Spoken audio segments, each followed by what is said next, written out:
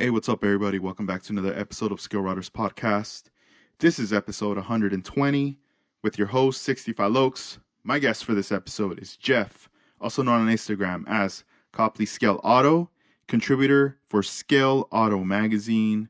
He's based out in Ohio. Let's go right ahead and get into this. Very dope, clean builder. Let's ask him some questions.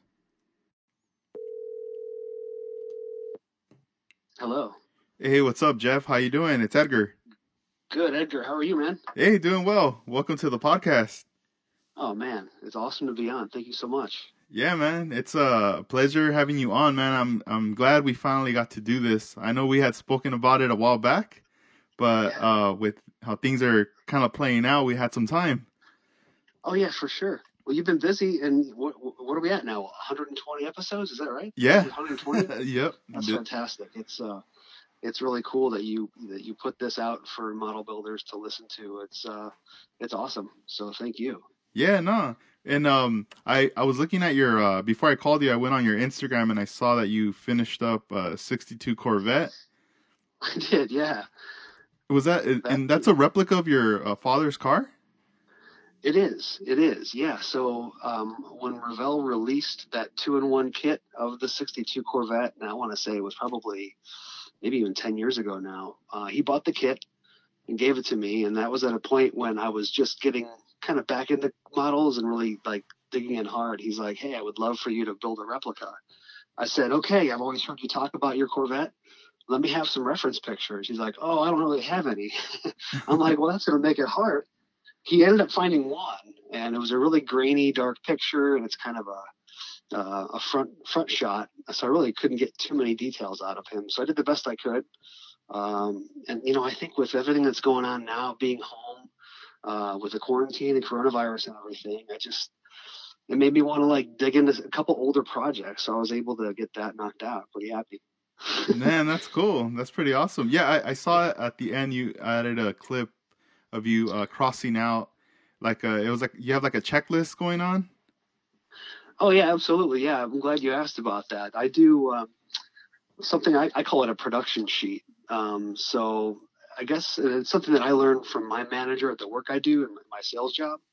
But my manager always likes to say, you know, plan your work and work your plan. So at the beginning of each quarter of the year, so like January, April, July, I like to kind of create a sheet of like projects, priorities, and I break it down into A's, B's, and C's. And it just kind of helps me like stay focused. You know, as model builders, it's easy to kind of get strayed by the hot new item, you know. Yep. And that's okay, because I think, you know, it's meant to happen. Like you're always, you know, you almost kind of have to let like nature take its course, right? Like go with the hot hand. You'll eventually come back to that old project. But anyway, my sort of production sheet kind of helps me kind of stay track of, you know, what's coming up, what needs to be done on what project, and that kind of thing. So yeah, I recommend it. That's cool. Yeah, I never thought about that, like having a production sheet, because I know most of the time we buy these kits, we have all these ideas, and then we store them away. Then things get out of hand, and we get started, and we don't finish it, and we move on to another one, and then next thing we have like 10 projects open. True. Right. And keeping those organized, you know, that's the challenge, right? Not losing things. Man, I was looking for a decal sheet the other day. I was driving myself crazy, and I still haven't found it. So, but hey, before we get too involved, congratulations, by the way. Oh, thank you. Man, the baby on the way. That's awesome. No, yeah. Earlier, we went to go run some errands, and then we had to go to another city that's like 30 minutes away from here to get another like a checkup and all that. So everything came out cool, and it's just crazy. Time's flying by. Yeah. I was thinking about it the other day, and I was telling myself, man, I feel like if everything was normal, like if I was back at work, commuting back and home and everything, I'd probably be a little bit more stressed out. But True. Since I'm home every day and just making sure, you know, whatever she needs and everything, I'm more chill about it, and it's just time's just flying by for me. True. yeah, enjoy the time now, and yeah, things will get crazy here pretty soon. Nah, yeah, dude, and even at the moment while I'm here, there's times where I'll, start going through my tools and start working on something to keep busy, and then once I'm done, I'll be like, all right, I'll stop right here. I'll continue the next day. But Yeah, then I'm already starting to think like I already know that there's gonna come to a point where I'm gonna have to like this is gonna slow down the building process, right. the workflow. So I'm trying to enjoy it as much as possible right now. Yeah, yeah, that's something that's for me. It's ever changing, right? So I've got two boys; they're 7 and 4, and I've got a dedicated workspace in my basement. I call it my man cave. It's sort of a storage room, but it's also where I have my bench set up. And they're pretty respectful of, like, they know that that's dad's stuff. They'll come in here and they'll start to get a little bit rowdy, and I'll say something, but they know, like, okay, this is dad's area. Like, we can't get too crazy. Hmm. So it's a fine line, though. Like, as they get older, it's hard to say how it's gonna go. Like, I may come downstairs one day and find like half of my completed builds like smashed into pieces. Who knows? I have no idea. I should probably take action now before Yeah. it's too late, right? Yeah, you have a cool So, bench. From the oh, photos thanks. that Yeah, I've seen, man, I'm like, man, that thing looks so dope. yeah, man. It's just like throughout the years, as a teenager in my early 20s, like all those times when I was building models like on a corner table or just, a makeshift spot. Now that I'm a homeowner, um, it was so great to finally like dedicate a space where you can set it up and not have to tear down. Buying an air spray booth, what a game changer that was. Um, to be able to really just paint year round, any time of day or night. Um, and to ventilate everything out through the basement wall. So yeah, I'm pretty grateful. Yeah, it's like having all those things already situated, set up. It definitely is gonna make you finish up your projects True, because true. I always feel like if you're missing some element or something in between, it's gonna kind of like hold everything back for a while Right. until especially if you're depending on weather. Oh, I know. Right. Well, like look at the times now. Like you and I were texting earlier today about just how everything has changed, and my wife and I are both working from home with both boys, and everybody's schedule is kind of up in the air, and we're having to kind of learn on the fly. Like I Hmm. can be upstairs, like playing Nintendo with my son, but in the background, I'm sort of thinking, oh, I got to figure out a way to glue that mirror on that Camaro, and not like not screw it up. And then my son will like go do something. I'll be like, all right, I'll just dash downstairs for 10 minutes. And I've Hmm. been thinking about this the whole time, and boom, I get it done. And so like little opportunities like that come up. That I mean, again, it does help me get stuff done for sure. Yeah, yeah, it's crazy because I've done that too, where I'm doing something and in the back of my mind, I'm just thinking about, all right, when I get home, or how am I gonna put this together, and Oh then yeah, just brainstorming constantly. true. Oh yeah, that's the disease. We're always thinking about it in the background, like. Uh huh. No, it's so true. And so how'd you get into all this with model building? So probably, if I had to guess, I would say I was like 6 or 7 or 8 years old. Um, I've got an older brother, and he and my dad were putting together a model or two on the kitchen table. And the one that I remember the most, them putting together, that I was like really stoked on, it was called the Bad Actor. Do you know the Bad Actor kit? It's a monogram kit. It's a 1/24th scale. I think it's a 60 Impala sedan delivery, but it's done up in like a custom style. So it's got side pipes, a tilting front hood.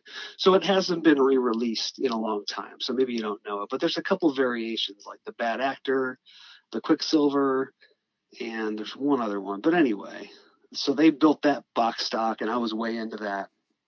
Um, and if I had to guess, my first kit ever was a snap together kit of the Boss Hog van from the Dukes of Hazzard. It was a 1/32 scale like van with some goofy decals on the side. So that's kind of what it was, man. And then, again, I have an older brother. He and I kind of did this together. I can picture like a card table we set up in a family room.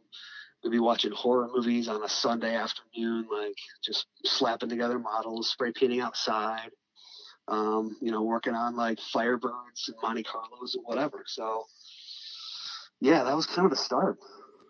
That's pretty cool. It's crazy how like when you're a kid and it's like your dad lets you spray paint something, That's true. It's crazy when you hold a can, because I remember my dad having spray cans in the garage, and Right. I just knew like, oh, I can't touch those. Like if I get those, he's gonna get mad because I'm gonna go spray something, and like I'm gonna want to, like if he tells me don't touch that, I want to touch it. When you're like a kid, you want to do stuff they tell you not to do.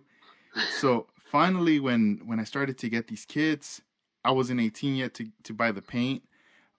So then he would buy it, or a friend's dad someone would always end up getting it. And once we had that like freedom, that, oh yeah, I'm holding a can, shaking it, making all that noise, and then now I'm spraying something, I always felt like it made you feel like you were an adult, sorta. True. True. Now, what was your style like with the early days with rattle cans? Did you bomb it so heavy that it had all the runs in it? Yeah. Or maybe, yeah. Yeah, it's crazy because we would press down, and it was more like you don't let go, you just Right. constant, and you're just moving it side to side, side to side, and you're just getting it.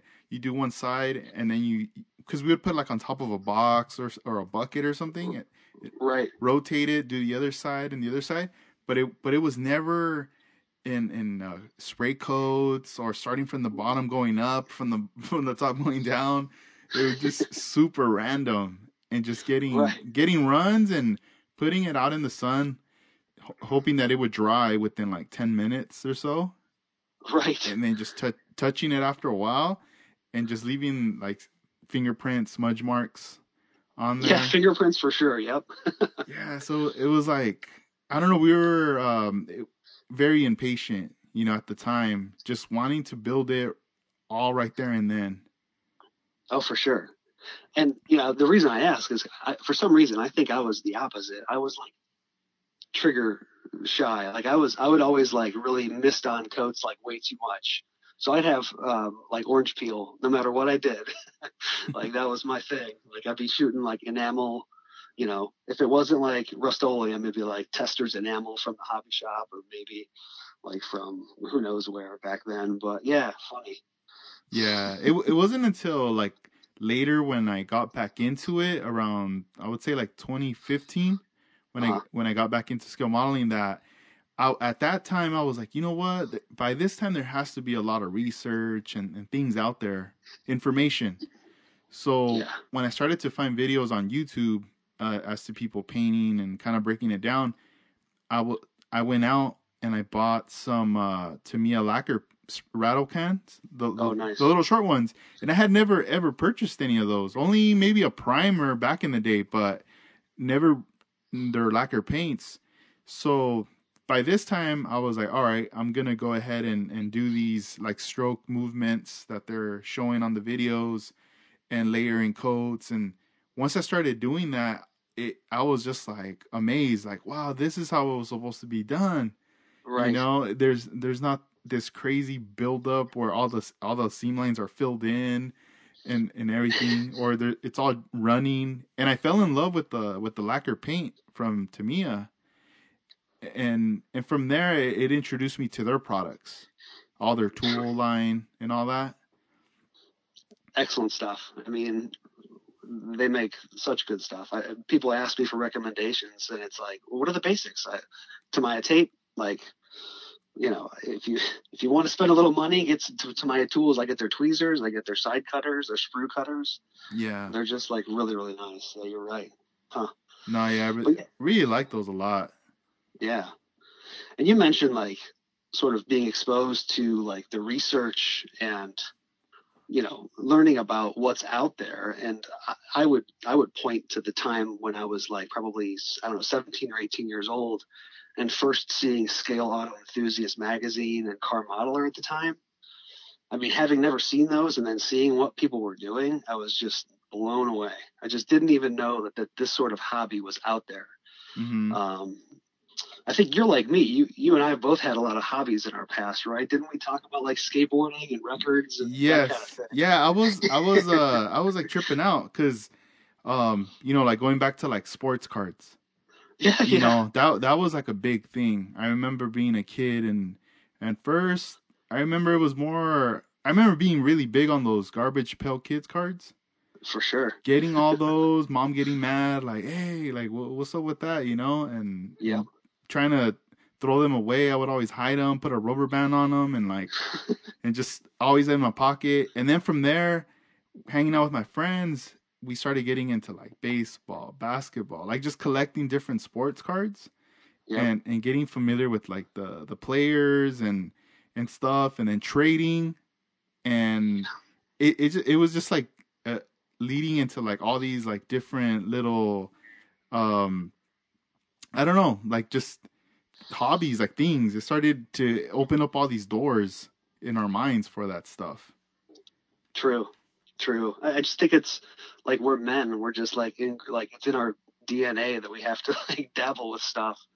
And yeah, Mm-hmm. I've just always had like multiple hobbies. I still like poke around with football cards once in a while, like you Yeah, said. So pretty funny. that's cool. And then even like the BMX stuff, Oh yeah. I've always liked it because I just remember, being like in first, second grade and at school they were like, oh, we're gonna do this, like some people are coming in to do a presentation.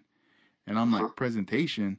And these guys roll up and they start doing like freestyle, Wow. like a presentation, and they're just rotating in circles doing all this like freestyle stuff. And I was like, whoa, I never seen that before.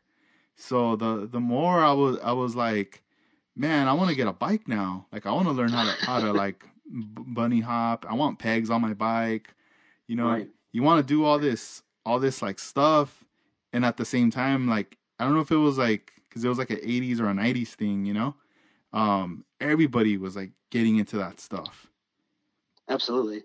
And I think I probably lived my whole like youth and teenage years in magazines because again, like with Thrasher and Trans World Skateboarding Magazine and BMX Plus, Mm-hmm. like growing up in Northeast Ohio, everything in those magazines was taking place in California. So like California was the mecca, the place. Like, oh my God, we have to go there someday. Life is grand there. Like, it's sunny every day. Like, look at all this. Look at they're all skateboarding and BMXing every day. So Yeah. yeah, Did you ever watch those skateboarding when they would release those 411 videos?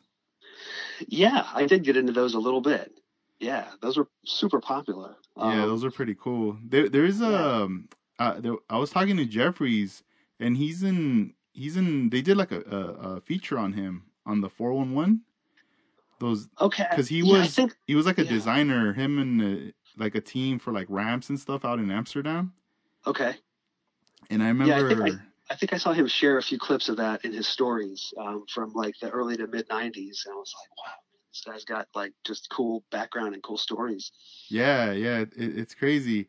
One thing, when you're like collecting records and you have like friends that are like, "Yo, check out this record," and you get hit with like a record you never heard about before, and Uh, you get into it, and you're like, "Man, how did I never know about this?" And I feel like you gave me that experience when you mentioned, I don't know if I could, man, I don't want to butcher his name. was it Yuha? There you go, Yuha. There you go. How do you say his last name?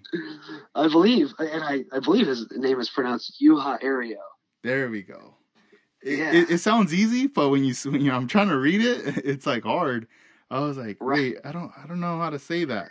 But Right. yeah, dude, I was tripping out on him on his designs and like concept, Yeah. and I didn't know about them or anything. And then once you mentioned them, I started to do some research, and I started to see images, and then just a lot of people talking about him. Like, are you a fan of his work? Check out his work. And I was Oh, like, whoa. So tell us about him. well, I wish he had an Instagram page, or from what I know, he doesn't partake in any kind of social media. But my first experience was again with like Car Modeler magazine and Scale Auto Enthusiast in the mid '90s and late '90s. He would have a lot of feature articles, and his claim to fame was just he was kind of the king of scratch building, and throwing together like factory stock builds to a level that nobody else could fathom. And he just nailed every detail, like just beyond everybody else. And I thought that was the coolest thing. Again, he's from Finland. Um, you know, into the early 2000s, I think he kind of phased out maybe his feature writing for those magazines. He started a resin casting company based on some of his masters. So the company is called Air Tracks. And, again, they're not, it's hard to get a hold of their stuff because the distribution isn't real solid. Like I know they have a website, but I've never had experience with that. Like, so I don't know how easy it is to order the stuff. Back in 2017, he and his business partner, I forget his name, Tapani, I think, they were scheduled to be vendors at NNL East. And I was like, whoa, I better take some cash because I don't, I know the quality of their stuff is like second to none. And like, so if you've ever been to like, some of these shows and contests where the vendor room opens up and it's like a mad dash to get to some of these vendor tables. And that was the case here. Like I was like bumping elbows with like 10 other people and their stuff sold out so fast, but I was lucky enough to get, 1969 Chrysler 300 that they produced. And it's like a super, super nice kit. And I'm actually finally getting started on it right now. Yeah, I was about to But mention that on one of your photos you had posted a '69 Chrysler 300. yeah, Your yeah, like a recent photo of it, you were showing like the front end of the car. Is that one of the one that you got from yeah. him? That is the kit. Yep. And like I said, I've been sitting on it now for probably 3 years, but I figured it's time to start on it. So I was just sort of getting the bumper and the hood lined up and making sure everything fits before I start to like prime it. So yeah, pretty good quality stuff. Man, that's cool. Yeah, because I had found a thread online and it was just so many different pictures. There was a '65 Riviera that just stood out to me that he did. And Yeah. I was like, man, this guy's so dope. He's super clean too. Yes. Yeah. Yeah. So I mean, like his modeling style. If I could say that I would like to, you know, try to be like somebody, that he would be somebody for sure. And Hmm. like I said, so I got to meet him at the show, which was pretty cool. I didn't like turn all fanboy on him and say, oh, but he was pretty cool. He was busy selling kits. He was making money like Yeah. hand over fist for sure. So, Uh-huh. but very cool. And he had brought like probably 5 or 6 builds for the table at NNL East too. And so I got a lot of pictures of those. Pretty impressive. That's nice. So Do you attend most of the NNL East every year when they do them, or have you missed some shows? I've gone to NNL East probably 4 years in a row. And so like I'm in a club in Cleveland called the North Coast Automotive Modelers. And a few of the guys that I've become friends with there, they kind of brought me into their club and said, "Hey, man, we make this voyage out to Wayne, New Jersey every April. Hop on in." So it's about a 7-hour drive, but it's like it's such a good show. Like it's you know I haven't been to like some of the other large shows in the U.S., but I mean everybody says NNL East is so good, so I'm gonna kind of base it on what I hear from everybody else. I would love to go to more. There are different parts of the country. The shows will give you a much different flavor. Hmm. A couple years ago, I got to go to the Southern Nationals in Atlanta, and that was pretty cool. And again, you have like different build styles, different categories where you've got a lot more participation than maybe others. So it's I would love to kind of obviously nobody's going to many shows right now, but it is kind of a bucket list thing is to attend as many different shows as I can, different parts of the country and beyond, I guess. Yeah. Yeah, I know it as far as like shows are pretty much in your area, are they all canceled for the rest of the year that you know of? Uh, so the funny thing is, like, a really close show to me is the Buckeye Classic, which just took place right around St. Patrick's Day, March 17th, I think. And then, so that took place, and that was great. It went off without a hitch. But pretty much right after that is when everything started getting canceled. If you look at NL East, which normally takes place in April, it has been rescheduled for September, I believe. Yes. So they've set a date, and they've done a joint show. They're going to do like a kind of a three-headed monster with the Philadelphia NNL, and then the Diversified Scalar show. They're going to kind of combine all three shows into one. Nice. Have you ever met George? You know what? I feel like Vision 124. I feel like we've like said hello to each other at the NNL East. I know what he looks like, and he's got a really great, obviously, Instagram page, and I've been on his YouTube lately, so he's done a lot for the hobby. I feel like he's a good dude. Nice, yeah, that'd be tight if you guys get to see each other at that show. Yeah, definitely. That's such a cool thing about these shows. Is just meeting people. Like maybe about their social media page. You might recognize a face, but like as far as going to contests or NNL type shows, I just feel like the camaraderie of an NNL type show is so cool that people shouldn't be like bogged down with trying to win their category and that kind of thing, but it's a lot of fun. Mm-hmm. That's true. Have you met a lot of people from Instagram that you've been following? I think so. And I think that's something I told myself I would make a better effort to do this coming year, is to just say, hey, put a feeler out there and say, hey, like, everybody from Instagram, let's meet in the corner of the gym at 2:00 and just have a quick meet and greet, maybe a photo or something. So it's definitely something you should try to do more of when you're there. Of course, it's overwhelming because you've got 2 rooms full of vendor stuff, and you're like, oh man, I need to spend my money on this and this and that.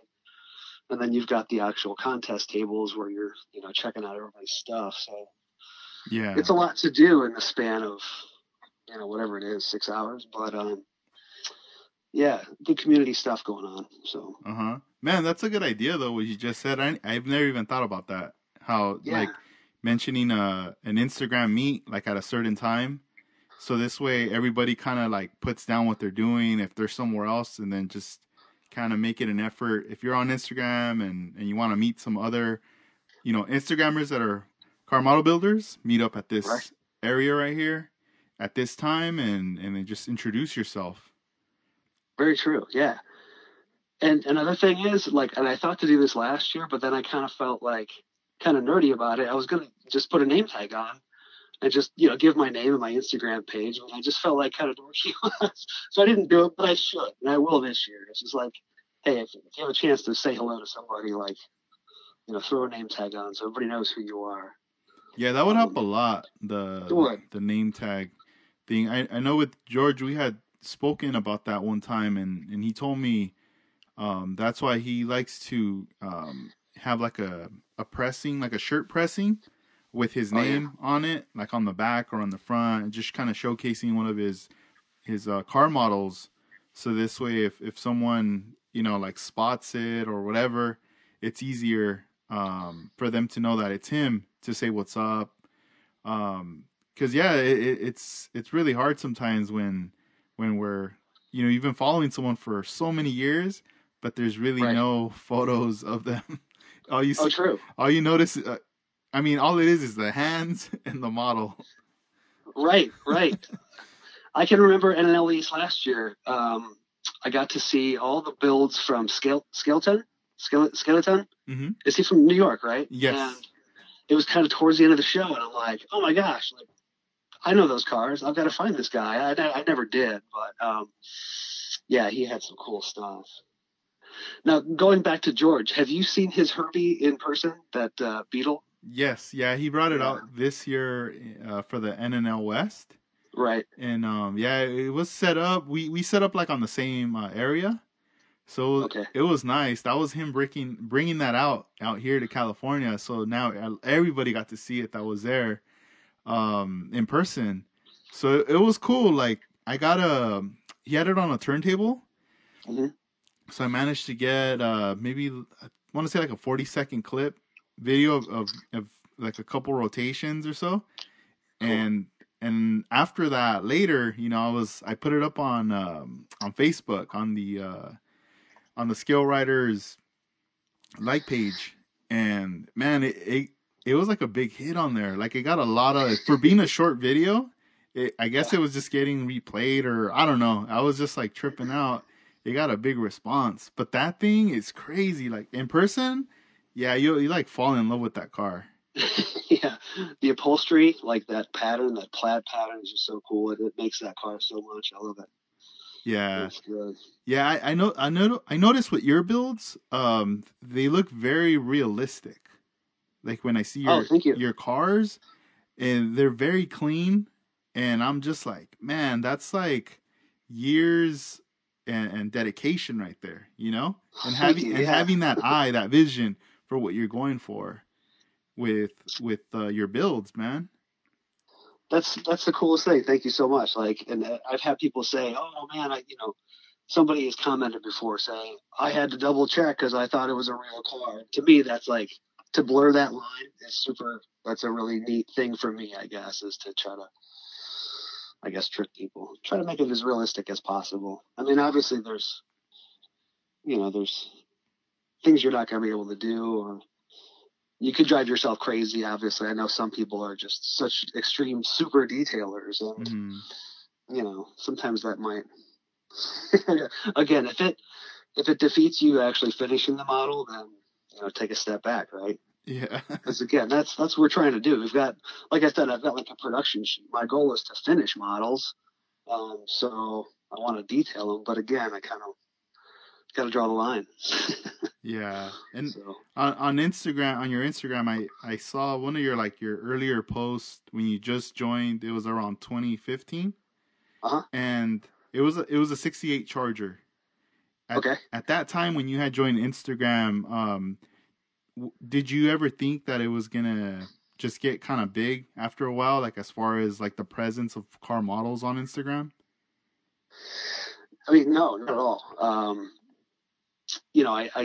I had been on Instagram and I just figured, okay, I might just sort of separate my personal life and just create a separate page just for my model car stuff. Because again, I want to connect with people um, there's just it's funny because when you check like somebody's likes or you're seeing sometimes you feel like you might know like who everybody is on Instagram, but then like all of a sudden boom, like somebody shows up and they've just got some like crazy builds and they're getting all kinds of likes. It's like, man, this community is just bigger than you'd even know. So it's really cool. And I know I see like new people joining all the time and getting their pages going. So I would love to like sit down and chat with somebody like how does Instagram compare like the size of our community to YouTube or like I see Scale Auto. I think they post stuff on Pinterest, which I don't hear too much about.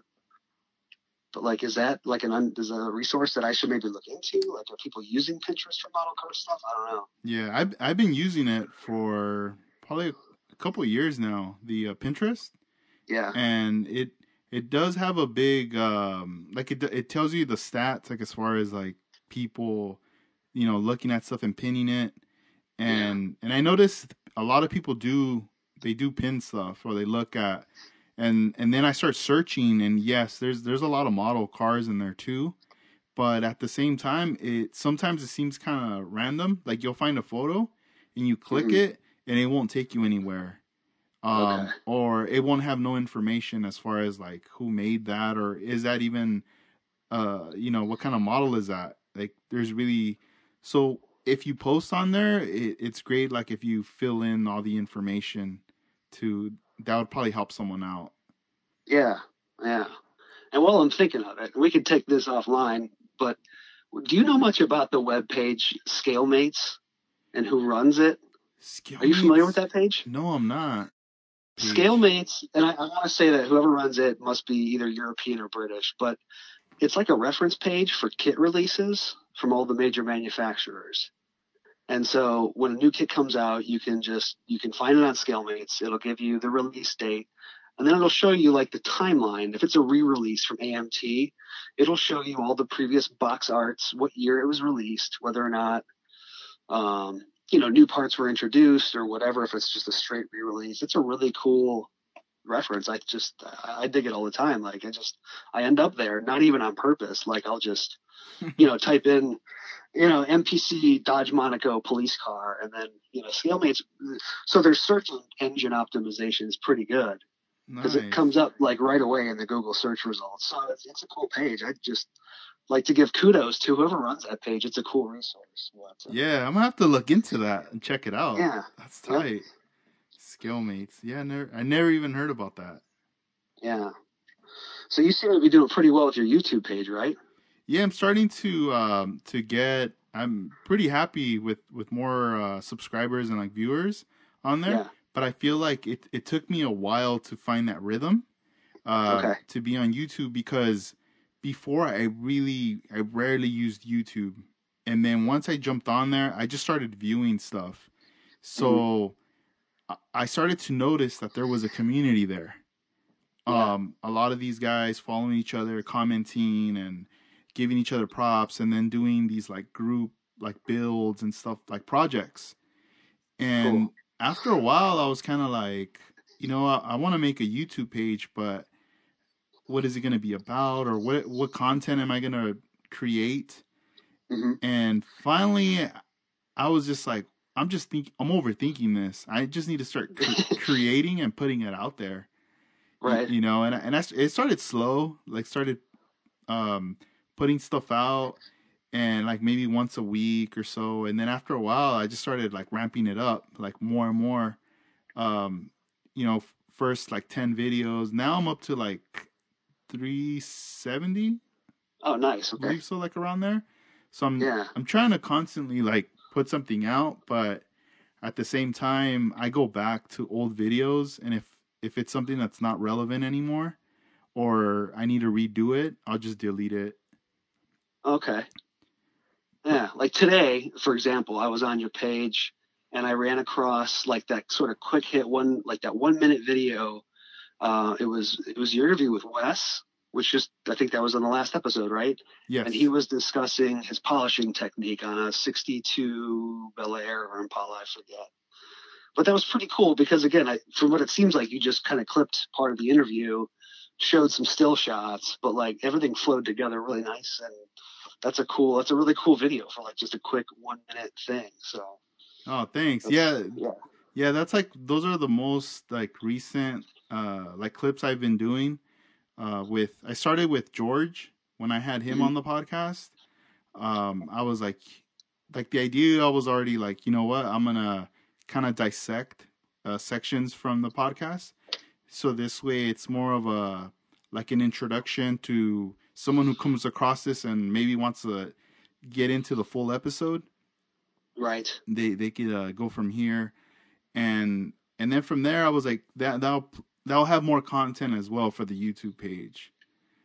So little things like that. There's a lot more I would love to do, but it's just it gets hard. Like I definitely would love to like go out in the field and get like video interviews, or like behind the scenes, like hanging out with someone in their workspace and just kind of seeing what they do. By it being like an interview, or just me being like a fly on the wall and documenting the process of what's going on, just capturing as much footage as I can, and then later editing and creating like a video out of it. And that would be something like so unique that I think everybody would watch it. That would be super cool. Yeah, I want to do like more stuff. Lately, like these days that we've been, just at home, I've been doing a lot of research with camera lenses, just editing and trying to learn new programs and new things, just trying to adapt to what's going on, and so hopefully it helps me out down the road, so this way I can like, be able to produce more content and stuff, because like, let's just say I go to a show, or I get invited somewhere or whatever, or I'm hanging out with someone, and I'm definitely going to want to record or do something, because I know that if I go to someone's house and they model build and we just hang out and I don't document anything and I go back home and I have nothing to share to anybody, I'm gonna regret it. I'm gonna be like, man, like something cool happened there. We could have had that on video or an audio, and I could have shared it to everybody to make everybody feel like they were there too. Yeah, absolutely. You Yeah, it's know, important to have somebody in the group that's like a good, somebody who documents things like you. So that's really cool. yeah. So we'll see. We'll see how things pan out. You know, if I'm like trying to brainstorm things like, let's say if I can't come to your place because maybe like you live in another state or another part of the world, maybe there's a way that you can document something and then send that over to me, and then we could kind of create something together, collaboration, It's a good idea. to share it. So yeah, right now it's more like the brainstorming stages Right. with to see like the direction that I want to take the channel to, as far as like the content and the presentation. Absolutely. And are you making time to build? Yeah, I've been working on some stuff, but dude, I've been getting caught up with those Gundams too. I'm not gonna lie. Yeah, that's right. I've been I've been like getting caught up with those. I've been talking to Casey. He's based out in Australia, Okay. and um, me and him have been messaging each other. He's been building some as well, and he's like loving it. At the same time, he's like showing, because he's been doing a lot of 3D printing. So Okay. so it's like he's showing me these new things he's printing out, and at the same time we start talking about that stuff too. So it's kind of cool. It's kind of like a breakaway from the models, just to kind of refresh and polish up the skills a bit and whatnot, and then go back, Sure. like sharpening up the knives, and then going back to the car models. So Yeah. it's been fun. Have you been thinking about getting into the 3D printing? Phew. Yes, I've thought about it a lot, but have I done anything about it? No. Um, I just feel like it's becoming so commonplace now where you've got people just popping up out of everywhere. Like, I've got XYZ parts available. Like, I don't know. I saw a website, or it was on Facebook. Somebody said, "Oh, I've got these cool, like early '80s Chevy pickup truck grills to like backdate the Fall Guy truck or the Deserter, the new or the semi-new MPC pickup truck GMC." And the company's called um, Z-Force Resin. I'm like, oh, I've never heard of them. Let me check it out. They had a super easy website. I ordered them. I had the two grills in like 4 days, and they look awesome. And I'm like, man, like just resin casting in general and 3D printing is just becoming, it's becoming so big that I should probably try to get hip. But I've gone to my local library. I've seen like 3D printers there, and I'm like, well, I don't know if I want to screw around with those, or should I just buy one? And so I've got, when you've got it in house, you can screw around more and experiment and stuff. But so I haven't done it yet, but I'd like to. I Yeah. did buy a silhouette cutting like a plotter machine. Have you ever played around with one of those? The plotter, no. Mm-mm. Yeah. So it's cool because you can you know you can make patterns and designs on self-adhesive vinyl, so you can like lay out designs on a like a paint scheme. Like I built a van recently where I used my silhouette to kind of like lay out a pattern. Was it the Fantasy? Those vans you've been Yes, doing? exactly. Yeah, it's orange. And again, like both sides of the van are symmetrical because I cut this thing out and just did a mirror image. So I cut out two of them um, for that van, and I'm using it for a few other things. Like you can cut styrene with it. So like I've got some. I'm creating some wheels for that Chrysler 300 right now. And just if you want like a simple round disc rather than trying to cut it out by hand, just like throw it up on the program and have the cutting machine cut out some discs, and you can cut relatively thin styrene. You can't get too thick, but It's just a kind of a nice, clean, easy way. And I know some buddies of mine in the model club have used it for a lot of other stuff. So I'm just kind of breaking the surface right now. But That's it's cool. valuable. Yeah, yeah. Man, that's awesome. Yeah, there's like just so much out there that you can definitely incorporate with the model builds, Mm-hmm. and just to be able to make it easier and to be able to execute what you want to do. Before it was like, oh, I don't know if how can I do that, and now it just seems, everything just seems more and more possible. True. True. Like if it's something that can expedite a process and make it happen faster for you, so you can move on to the next thing, then it's a win. Mm-hmm. So yeah. Yeah, because I've always felt that too, even with like tools. Like Mm-hmm. there's lots of tools out there, but if you don't have the right tools, it's gonna make it harder. You're gonna run into some problems. But once you Right. start, really investing and seeing what's out there, and you get the right tools, it just makes it easier, cleaner, and then you get like somewhat obsessed with the company. Where you start to get all their products, and then you start to realize, man, like they've done their homework really good. Like everything they sell is like spot on. And you're that way. Are you into that new type company, right?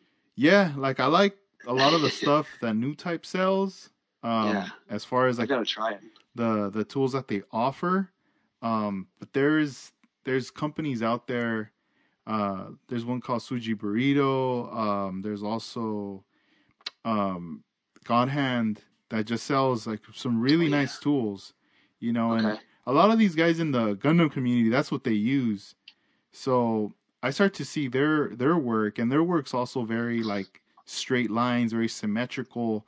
Um, since they're working, they're they're working with like robots and mechs, and a lot of these mechs, like it's almost like sheets of metal, like that look that they're going for, where it's nice and Uh-huh. flat and sharp, and the edges have to be sharp and everything, and I'm always like thinking like, man, they have to have some really like good sanding tools or files to be able to like get that look. True.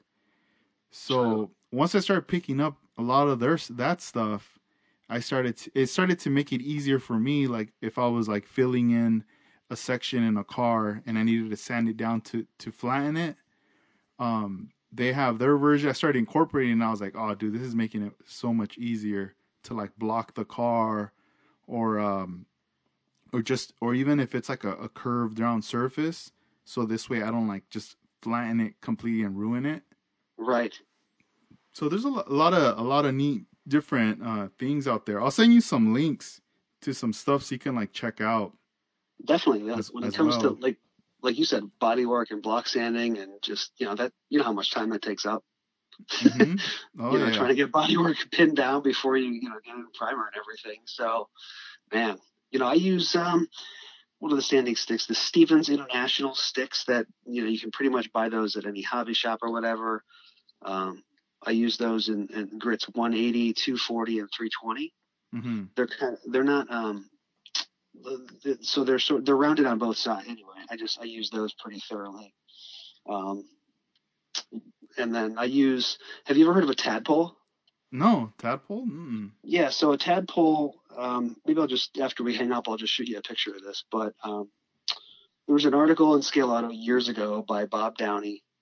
Tadpoles are from the woodworking, I guess, field, and they're just rubber-shaped blocks with various radiuses.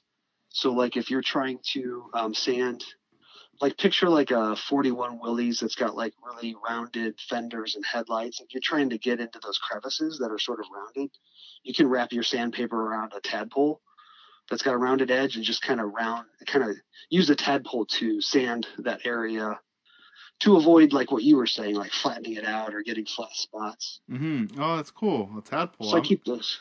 I have to Yeah. check that out. Yeah. They're just like simple little rubber blocks. They come in like different sized radius ends. Mm-hmm. So they're pretty cool. I bought That's them at a woodworking supply shop in Cleveland. So yeah. Oh, that's yeah. tight. So, Scale Auto Magazine. I know that that's a magazine that's been around for a long time. And when I was a kid, I had no idea about it Uh-huh. until later, like 2015, when I got back into it. Right. I happened to go to Barnes and Noble's bookstore, and I saw it there in the shelf, and I started to be like, oh, cool, like they have model cars on here, right? And Mhm. then I went back the following month to get the next following issue, and I ran into one of my friends who had no idea was into model building whatsoever, and we hit it off like, what, like you're into this, is crazy, like like we should hang out someday. Yeah. And later, he happened to, like, he plays a big part in I would say, like, my history, like for model building. Uh-huh. um but he started to tell me more about Skeletal, and he told me, like, you know what, I've been collecting this since like back in the day. And I was like, when did it come out, or what, or what do you mean? I thought this is like a new magazine. And he's like, Yeah. oh no, this has been out for a long time. And one day he took me to a model show, and they were selling the magazine there, like back issues. So I'm Oh, digging, I'm, cool. I'm digging through this box, like almost like if you're digging through comic books, like back No. issues. And the guy had him even bag and boarded too and everything. And I'm like, what? I'm like, dang, these go back like in the 90s, 80s, whatever. And I was like, looking at myself, like, I bought some, and later I was going like, Yeah. man, all this information was already out when I was like a kid, like, but I had no idea, you know? And Right.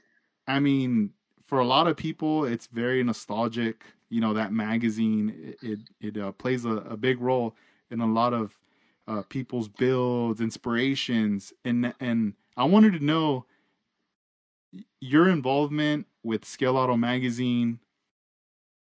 How did that happen, and what's going on now with it? Yeah. Yeah. So I think 2017 is when the former editor, uh, Jim Hout, I believe his name was, I think he retired. So in came Mark Savage and then an assistant editor named Robbie. And I just shot Robbie an email after I read that sort of announcement that he was hired, and just said, "Hey, my name is Jeff. Welcome to the magazine. If there's something I can do to help you, let me know." Because in the back of my mind, it's always been a bucket list thing, is to, like, I would love to see my name in that magazine or my build or whatever.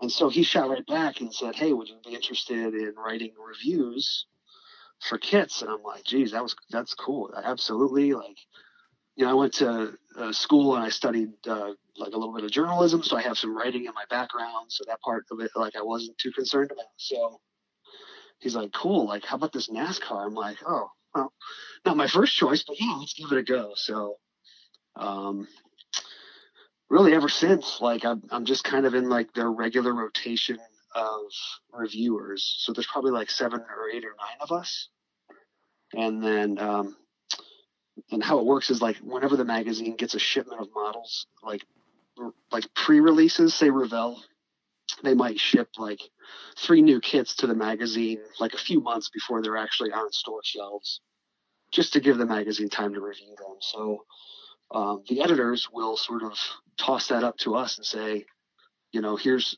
what's available, like first come first serve. So we get emails once in a while, and if something strikes a nerve, I'll say, yeah, send it out. And then we usually have X amount of months to build it, photograph it, and then write up the review and send it in. And so, like I said, since 2017, I've been doing that.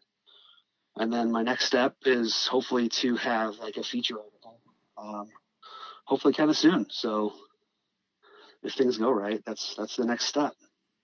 Man, that's So awesome. And I know. Yeah, thanks. I remember a while back you had sent me some photos of it was a 66 Impala, the Revell. Yeah. Yep. Yeah, That's actually that issue should be on store shelves here right around the first of the month. Yeah, so the 66 Impala, the re-release, it includes some of the lowrider parts. It's got like the wire wheels, lowered front suspension. some decals, and so I try to use some of those parts for the build. And, it's a nice kit, and hopefully it presents well. I think the photography side of thing, I still need to like work on my photographs, because I'm not like, there's something I'm not doing right. They keep publishing them, and I look at them and I'm like, man, like I looked a lot better when I was looking at it through my viewfinder. Like, what's up? Like, it's a little bit grainy, so I could use a lesson. Yeah. But No, yeah. You had mentioned Robbie. Yeah. I had met him in California. He came to the NNL West. Right. 2 years ago, I want to say now that Mm-hmm. it's been, and he took photos there at that show, and they were used when they did the Impalas issue. Oh, right. Yes, and that one had Armando Flores' Gypsy Rose on the cover. Right. So we had met him there at that event, and then I kept in touch with him. And later, I would ask him about pointers for photography as well, as far as like for lighting, Mm-hmm. because I was always like, hey, what do you recommend? What would be the best way to get some really nice photographs for features?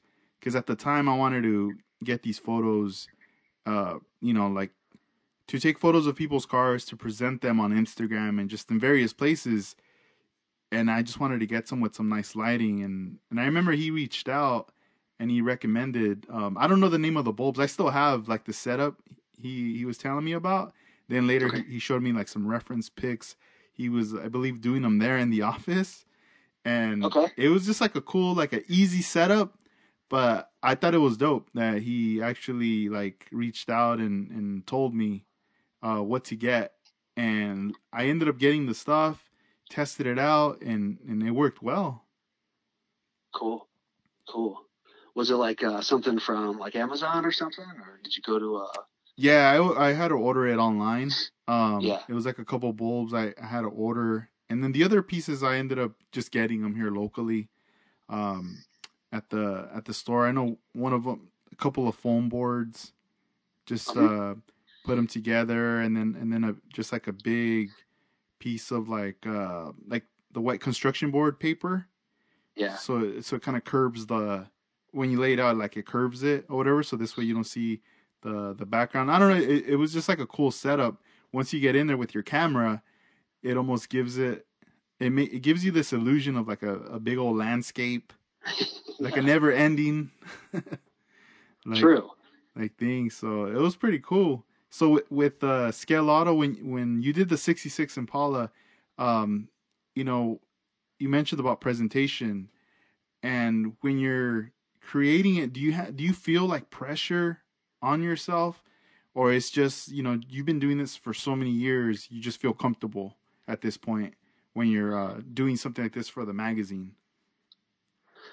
I think with these builds, when I do reviews, I want to come off as somewhat knowledgeable about the subject matter. So like, take for example the most recent one that I just finished up was that '78 Dodge Monaco California Highway Patrol Cruiser, or like the police car. It was just re-released with some CHP graphics, new light bar, new sun, you know.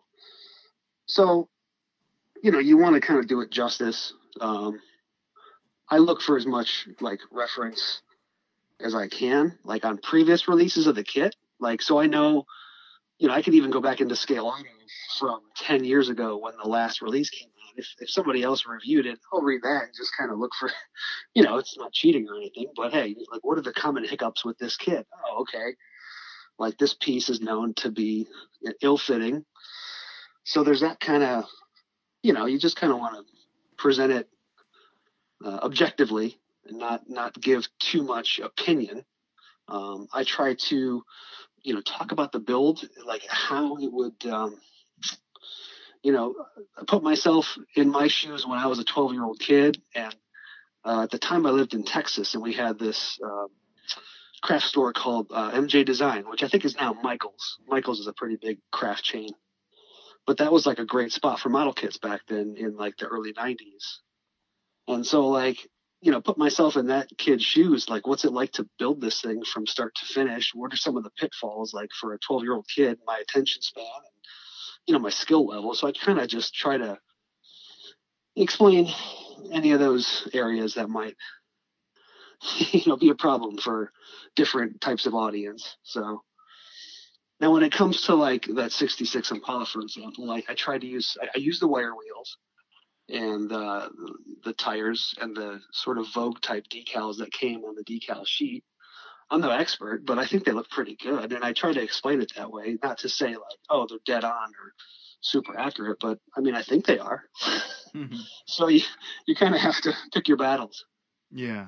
And is there guidelines as far as like the Scale Auto puts on you? Like, hey, don't, for example, like don't customize it. Obviously, it's kind of just stock. Or is there other guidelines?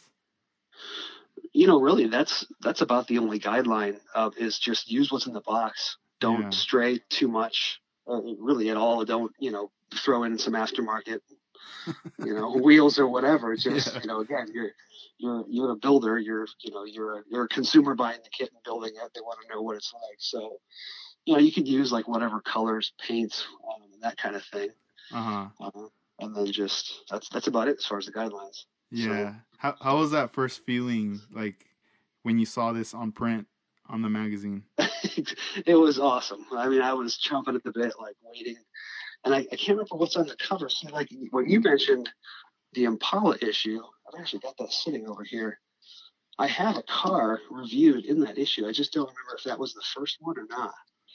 That may have been like the second or third, but yeah, that feeling was pretty cool Yeah. to see my build, my name, and my words in print. So um, another thing I did for the magazine, and like you were asking about photography setup, is there was a show in Detroit, which is about a 3-hour drive for me, and I was speaking to Robbie, and we were speaking about who was shooting the show for the magazine. He said he didn't have anybody. I said, I'll take a stab at it. So I took my stuff up there and I set up a booth in the corner, and I was like the photographer for the magazine for the show. And I was kind of nervous about that because obviously, like, you're responsible for, cruising the tables, finding interesting subjects, laying down a sheet and saying, hey, we're interested in shooting, pics of your car. And then trying to organize, obviously, all the photographs and everything that everybody fills out. And, it's a pretty interesting concept. But I would say to anybody that has, some even moderate photography skills, like in your hometown, that if, the big magazines don't come to your shows, just go shoot it and then present it to the magazine. Chances are they might publish it in like that contest annual, or even online, or even in one of the issues. So,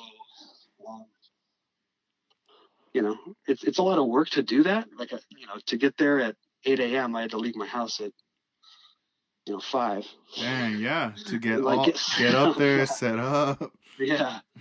And then I get home at like 7 or whatever. So, but it's cool. It's cool. Like, it gave me an opportunity to see like a lot of cool models and talk to the builders and just, so. It would be, it'd be awesome, and maybe you should let them know at Skeletal. What if they send you out here for the NNL West in California Oof, next year man, in January?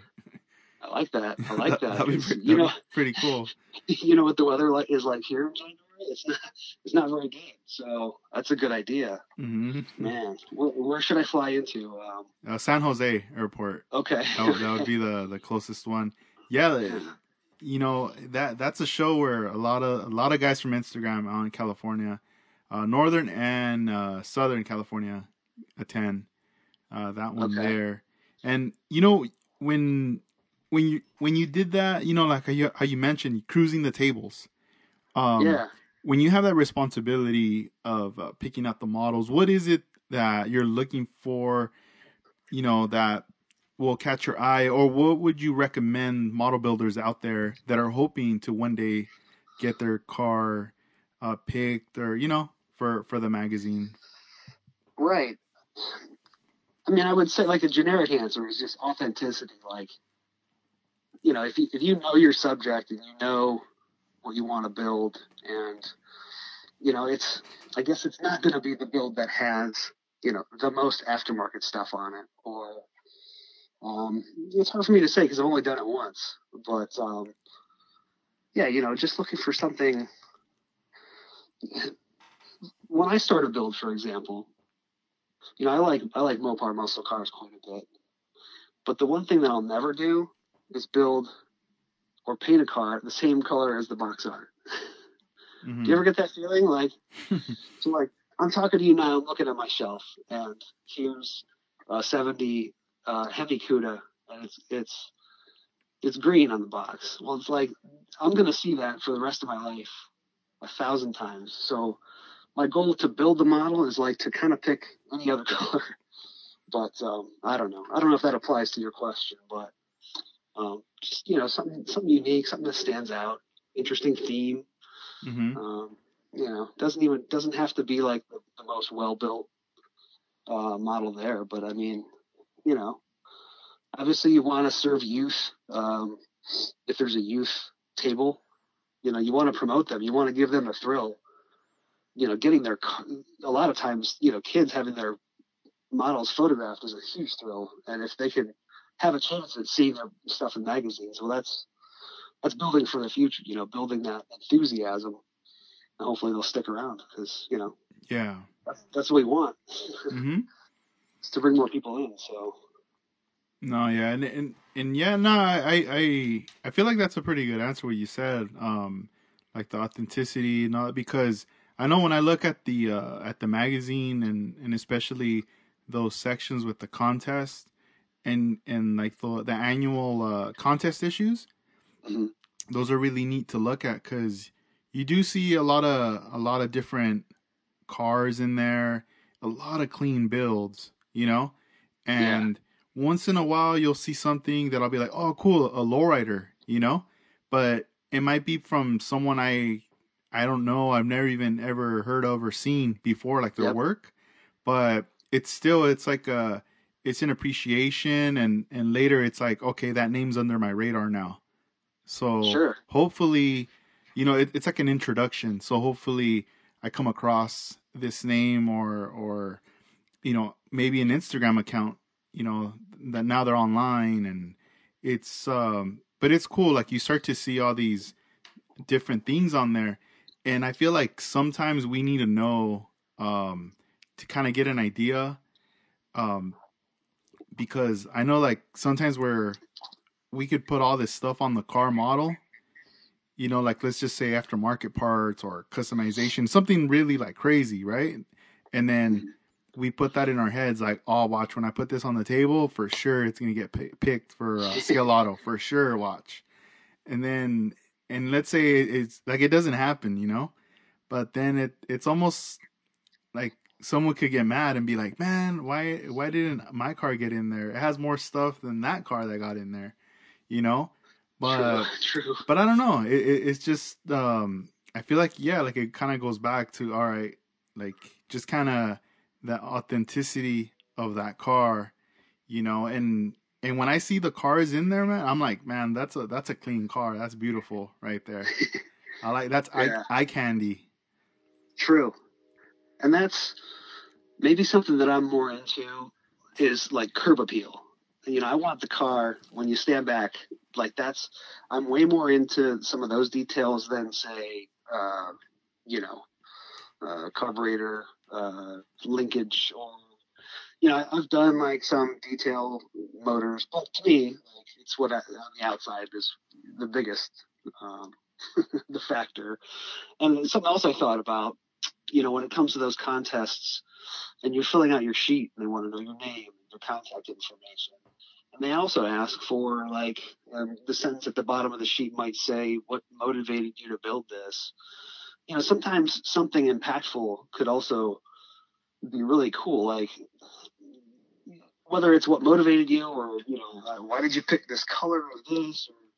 Or, some of those answers on those sheets are, they're all over the place. Some of them are great, some of them aren't, but that could be something pretty cool that would grab the attention and make me like make me want to publish that over somebody else's photograph. So Yeah, it's like it can. Yeah, because that's more like a personal question, and yeah. I feel like if you really express yourself, you know, and yeah, like you said, it could be something really touching that you're like, oh, dude, I gotta share this. This is crazy. This is dope. This is cool right here. You know. No kidding. Mm-hmm. And good handwriting goes a long way too. Mm-hmm. Oh yeah. Because if like the editor can't read it, then forget it. Right? So Yeah, you're like, ah, man. No, yeah, yeah, that's so true right there. yeah. And in your area, I didn't get to ask you yet. Is there a lot of hobby stores in your area or no? Well, a lot. I would say there's. So I could say there's two within like a half-hour drive from my house, which is probably pretty good for considering a lot of people don't have that opportunity. Um, because of my work, I drive. I have a sales position, and I drive all over Ohio, and I get into like Buffalo, New York. So I get to visit like quite a few hobby shops just because it's convenient. I consider myself pretty fortunate for that. One of the hobby shops really close to me happens to be the same gentleman that owns Model Car World paint and resin. So I don't know if you have used their stuff or they've been around a long time, but so I use his paint like quite a bit. Obviously, he's super convenient. I like his primer quite a bit. So yeah, I guess in that sense, I'm pretty lucky. That's cool. You should document like it'd be kind of cool like when you're back at work and you're traveling, hitting up all these different hobby shops. Yeah, It'd be kind of like a vlog or something, or like a guide to true. the hobby shops out here. And a lot of my posts are from like me building in my hotel rooms too. Have you ever seen any of those? Like, do you talk to anybody that travels and builds? Mm-mm. So That's if I tight. know I'm going to be gone for whether it's one night, 2 or 3 nights, I'll pack my box and take like a couple kits. Maybe just if it's just like one area. Like there's certain things that I like to do in hotel rooms, and other things don't work out so well. Like if I can do decals, that's perfect. Or if it's just like trimming up a body, like sanding all the seam lines and stuff, that works pretty well too. Yeah. Well, yeah, I'm sure there's hotel staff out there that think I'm crazy, but Or like we're working on sanding a car with resin. right. Like it's on the carpet, on the wall, just like blowing. Like when I first started out, like I was trying to like paint and everything. So, I'm either in Cleveland or Detroit or Buffalo, and it's like 13 degrees outside. So what do? If I want to like shoot some primer on an engine, I'll just go in the stairwell of the hotel and just spray it in there, and then just duck back into my room before anybody can see me. Yeah. Hey, whatever. As long as the smoke alarms don't go off. Yep. And now that the travel case that you use for your models, is it like a small one or like a mid-size case? I'd say it's mid-size. This is yeah. I mean, it's. I'm looking at it right now. It's about the footprint is about the size of a toaster, Mm-hmm. and it's got like a large tray in the bottom. I can throw like a can of Tamiya primer in there. I got a little tiny tub of Dawn dish soap, for in case I have to, wash a body before I prime it or something. So, but it's got just kind of all my tools in there: Tamiya tape, razor blades, utility blades, files. So you never want to be underprepared. Oh yeah, that's true. That's cool Yeah. that you do that right there, because if not, it would be kind of boring if you think about it, right? Just kind of just hanging out, watching TV or whatever. Exactly. You can do a lot of things. You can go to bars or go to movie theaters or like whatever, but I'd much rather spend the time, throw a movie on HBO or something and just hack away at a model. So talk to my wife and kids before they go to bed. Mm-hmm. That'll be it. So Yeah, and it's kind of cool because then it's like, you're in another area, you're in the hotel, you're working on the model, and you're getting ready for like your next day, your work day, and yeah, you wake up, you already have a plan of what you're gonna do. You go, you handle your job, what you need to do. After that, you got that free time, and you're like, all right, this is the next hobby store I'm gonna hit right after that. Absolutely. Yep. And it's funny because sometimes I'll leave my house, on a Monday. I'll leave with a couple kits. And because I've hit hobby shops along the way, I'll come home with like 6 kits. Oh, And it's yeah. like, oh man, I've got to sneak these into the house somehow. Yeah. Where did these come from? Jeez. Uh-huh. How many Yeah. kids do you have now, would you say? Or I, guess? yeah, I would say like somewhere between 100 and 200, I guess. Okay, that's cool. Yeah. Yeah. And nowadays, I'm trying to go for maybe quality over quantity. So I'll spend a little more on some weird resin or, some vintage kits if I've, been watching that stuff for a long time and I know they're hard to find. And so, yeah, Mm-hmm. you know, When your models, how do you display them once they're done? I've got, I've got acrylic display cases that mount to the wall.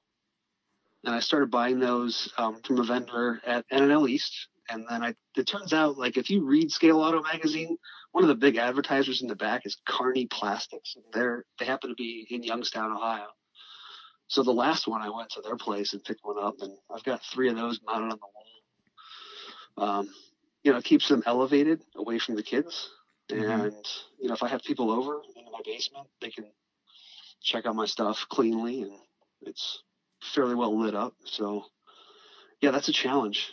I have one rig. I have a Kenworth that I built, and that won't fit into any of those display cases. So I kind of have to come up with something better for it. So it's up out of the way. Yeah, that's cool. Have you Yeah. ever met Steve on Instagram? He goes by Wolfster. I have. Yeah, I met Steven at NL East. Yep. Oh, dope. That's cool. Yeah, And Steve. I heard his podcast. I heard his Yeah. Oh, episode nice. Yeah, many months ago. Yeah, I remember like he was one of the first like Instagrammers and just people that I would was following at the back in the day. I mean, I'm still following him Yeah. now. I was gonna say I almost made it seem like I wasn't following him, but yeah, like I still follow his work, and it's crazy. Like I always would notice he was like constantly building, like quick, and it motivated me a lot. So Yeah. how you mentioned you know how you travel for work and you go out to New York, and he like popped in my head right now. I was like, oh, is it Steve's out in New York? Yeah. Yeah. He's got some pretty unique items for sale through his company. Yes. Uh-huh. I picked up some floor mats and like a sun visor, and yeah, I picked up 4 or 5 things from him. So yeah, very cool dude. Yeah, that's awesome, man. Dang. Yeah, That's cool. I'm glad yeah, that all you guys have like met each other out there or at shows and stuff like that. That's tight. yeah.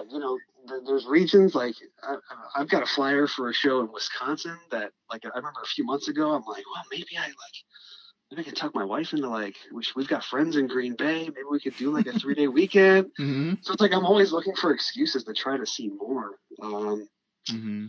2 years ago, I went to like the Southern Nats in Atlanta, and I booked a flight. I'm like, I want to do this, and I just went by myself, and I took models with me.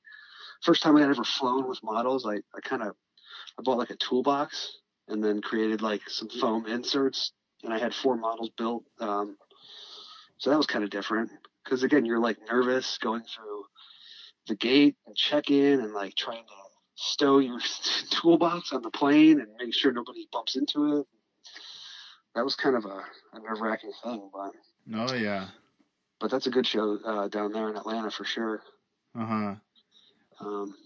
Man, there's shows in Europe. I mean, there's a show in Belgium that looks pretty interesting. I've kind of talked to a couple of my club members, like, hey, any interest? Like, you want to, like, if we plan ahead a couple years and save some money, do you want to try this? And it's been talked about, but it hasn't been done yet. So Yeah.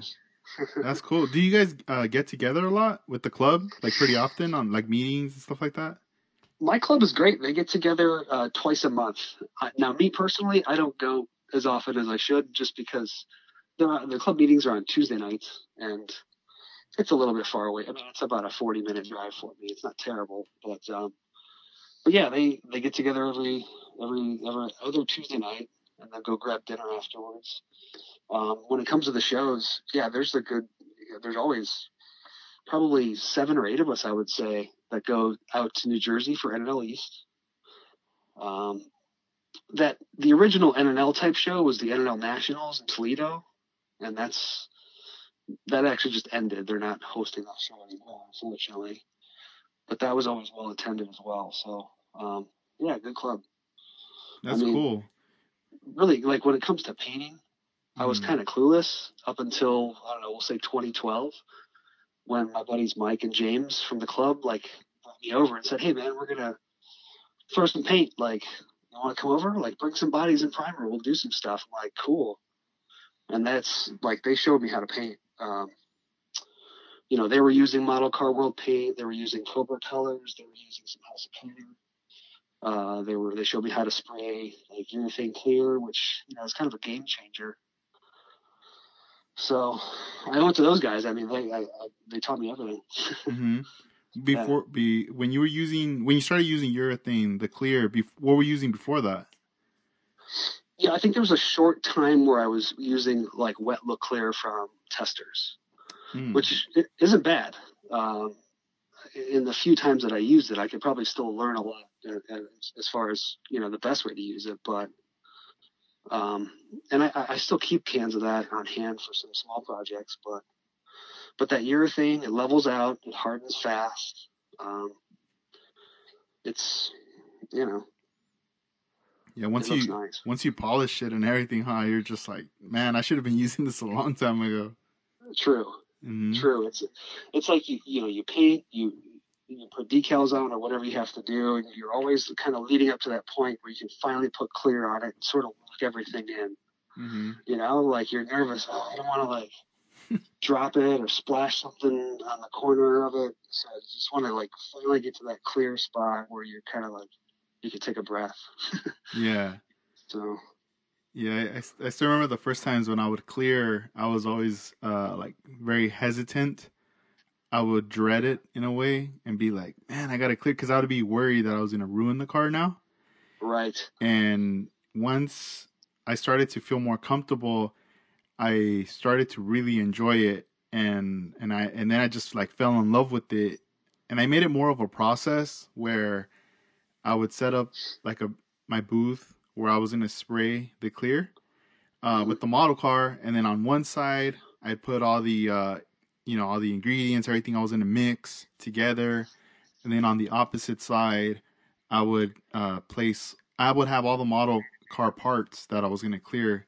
And then have like a wide enough space so I start having them in rotation as I'm spraying the coats of clear. And I don't know if you've ever heard of a company. I mentioned it before on the podcast called Fbs Tape. I think I remember you talking about them, but I'm not familiar with them. Yeah, they have a product, and it's just a paper that you rip out of a roll, and then it has a piece of tape on the edge. So this way you could just like cover up, areas, like you could layer it. Yeah. So I've seen those in body shops before. Yeah. So they have a small one, and I think it's is it 3? I think it's like 3 inches wide or 4, and then they have another one that's like a 6. So those I bought both of them. I'm like, these are perfect, especially for us that we're doing all the model car stuff. Not having like a huge roll like the ones I've seen at the body shops. So I started laying that down. And just to keep it a lot cleaner. And what I like about that stuff is when you're mixing your clear, sometimes if you get any spills on that, it won't burn through that. It's like very resistant. Okay. So good. Once I'm done at the end, I let everything dry and whatnot. And then once everything's complete, I put everything away. I just like crumple that thing up into a ball and just toss it out. And this way, I just leave like the surfaces and everything clean, and the gloves, everything just pretty much gets thrown out. But I don't know, something about that whole process. I just I love it. You have to. It has to be repeatable, right? I mean, you have to like follow the same process every time, or if you don't, that's when mistakes happen, right? Yeah. Because I notice when I kind of do it in that manner, it's like I find pleasure in it, but I really like it. But when I don't do it that way and I do it kind of rushed, Yeah. I noticed myself becoming very clumsy. I'll drop Yeah. something here, I'll turn around, then I bump into something else, and then something spills, and I'm just like, wait a minute, I gotta do everything step by step right here. What am I doing? Yeah. I ran into some issues on a build recently where I think I had used the same piece of micro mesh sanding paper on a waxed model, and then I used it on a model that I was about to clear coat. So it was a pickup truck, and so the whole clear coat like was contaminated. How they kind of like fish eyes, but so now I've kind of changed. Like I keep all that wax and all that compounded polish in a totally different room. Mm-hmm. It's just like you can't you can't let the two mix. Yeah. I've actually managed to save the pickup truck, and it's done. But anyway, you learn from mistakes, and like that's the thing. Like if you screw up a clear coat, like learning how to fix it and bring it back to life, or at least getting it to a point where it's presentable. Yeah. That's a process. Mm-hmm. No, Hey, yeah. I was gonna ask you real fast. Like I was watching one of your YouTube clips. You were spraying a black. Was it a '39 Chevy sedan delivery? Maybe was it the Pharaohs? Oh, okay. Um, Mm-hmm. you were shooting clear coat, and I saw part of your process. You had that air gun with the big fan attachment nozzle. Mm-hmm. Did you shoot one coat of clear on that? Yes. Well, I want to say, I think from when I shot in that video, I think, yeah, that was like what it was. Yeah, it Like I looked tried to really get good. the whole thing. I was using the Iwata LPH80 gun. Okay. Yeah. And yeah, it was the like a 48 panel. It's a Chevy. Oh, 48. Okay. Yep. And so when I started getting into like spraying like the smaller pieces, I started to kind of lower a little bit of the PSI, but then again when I was pulling the trigger, I wasn't letting too much come out. Okay. Um but I did spray another model aside from that one that I didn't show in the video, but with the other one I did end up getting some runs in there. Oh yeah. So I learned, a valuable lesson on there. And that's a great gun for shooting bigger objects like let's say from like a skateboard size and going up. Okay. Um but for a model car you have to be very careful. I mean you will get some nice coverage, but the more I started to think about it, because when I saw what had happened to that other model, I was comparing them both, and I was going like, why is it that this one looks better than that other one? Because I Yeah. didn't have any issues with that 48. Once it was like done, I was like, cool, that's it. I didn't even like polish it or nothing. I just like left it as is. And the other one had runs, and I was like, man, I gotta once it's dry, I gotta get a razor and cut out those like it looked like icicles, Oh man. you know. Then I gotta like sand it down. I gotta fix this. So it was more of a process. But Yeah. Iwata, they also make another gun. It's the LPTH. Okay. So now I started to kind of compare it. Like before, I was using these. I was using the HPCS airbrush for clear, Mhm. and the needle size was like a point 0.5. and Okay. and with that one, I mean, I was clearing cars and very happy with the results, but it took longer time. It was like a process. Yeah. And and then later I did the LPH80 gun, that bigger gun, which is on the video. After that, I cleared another body, but this time I didn't use any of those. I used the LPTH, and I know that gun is used for like base coats because it has a fan tip that you could put on there, Oh yeah. Yeah. and I believe it's like about a 2 to 3 inch wide fan. Okay. So that right there, it lays out really nice, and you have a better control of how much clear is coming out of that gun, making contact with the car. So you can pretty much clear a car with like a couple coats with that one, and it'll Okay. it'll lay out Yeah. nice. I'll have to try it. on there. Yeah. Or I'll just find somebody else that has it and I'll try theirs Mm-hmm. No, before I yeah. buy one. Because I also have the HPCS and I just use that for everything. But Mm-hmm. That's a good one. yeah, it seems to do everything just fine. I thought it was like a .35 needle, but if you say it's a .5, then Yeah, I ended up switching it because when I had gotten it is with the 3, but okay, then they sell like a conversion kit gotcha. where you could just pretty much buy the 3. I think it's like a 3 or 2 different pieces that it's going to give you that conversion up to the 5. Okay. So once Cool. I switched over to that, it was like, a little bit more product was coming out of the airbrush. Cool. Yeah. How's that 57? Oh, sorry, I was going to change subjects again. How's that 57 Chevy coming? Yeah, I mean it's been cool. Like It's a good style. Oh, thank you. Yeah, Yeah. that one it's one of those where now I'm like, all right, I want to work on something else. Like you want to keep moving.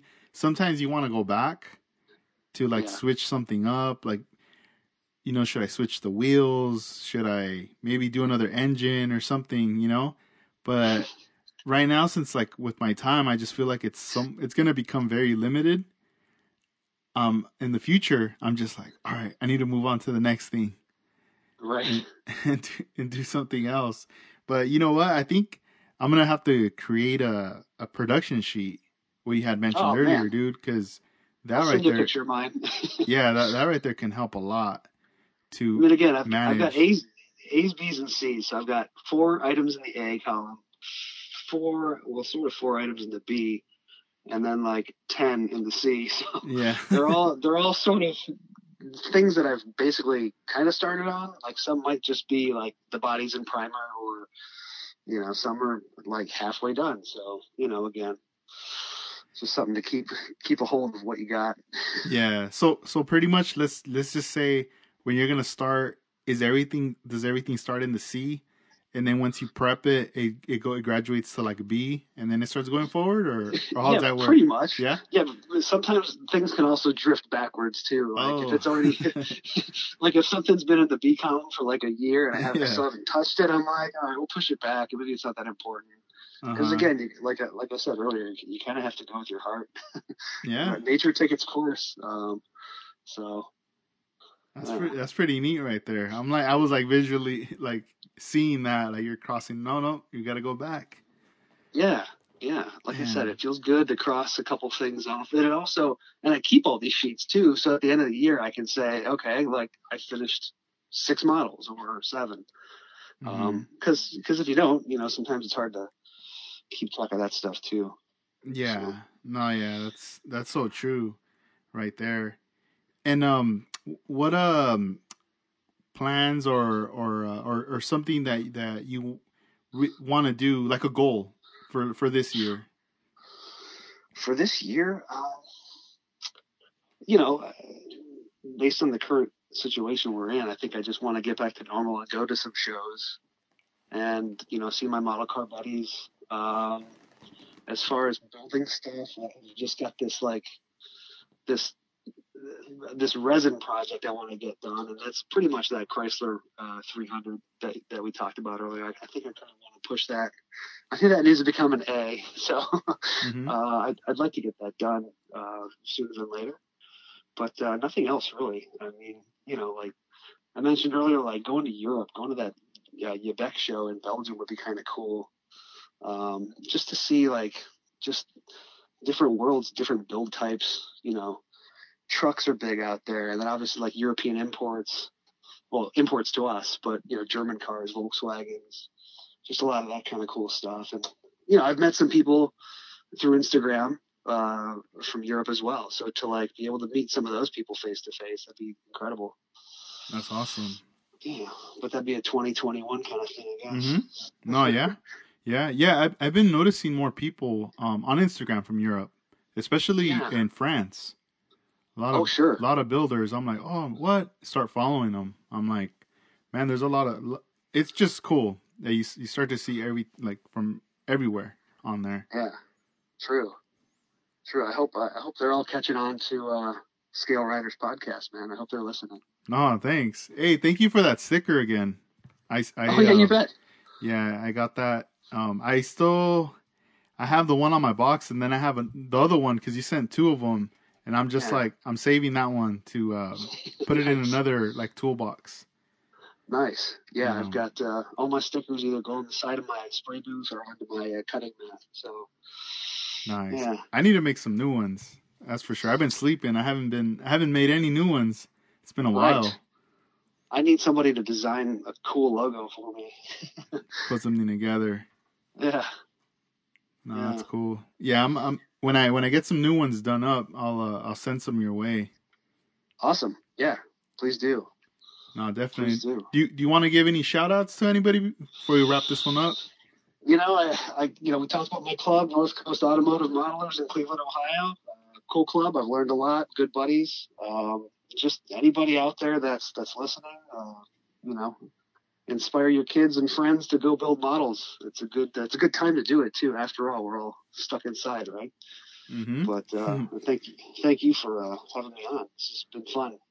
No, you're welcome, man. My pleasure. Thank you for doing this. I'm happy that we finally got to wrap up this episode of conversation. This was episode 120, and look forward to doing another one in the future. You got it, Edgar. Thank you. Yeah, and keep us informed and posted also with what you got going on, and if there's anything you want us to share, we'll do it up. Very good. Thank you. Yeah, thank you. Well, you have a good night, Jeff, out there. What time is it over there where you're at right now? Oh, it's 11. Oh, okay, cool. Yeah. Right on. Yeah. Yeah, I was thinking, man, it's probably like late over there for him. But but no, it's all good, man. I'm really happy we did this. And then I'm gonna, for everyone out there listening, I'm gonna share his Instagram on the description, so this way you guys can check out his work as well. Awesome. Cool. Well, you have a good night, man. Oh, you too, Edgar. Thank you, Jeff. All right. Bye-bye. Peace. Bye.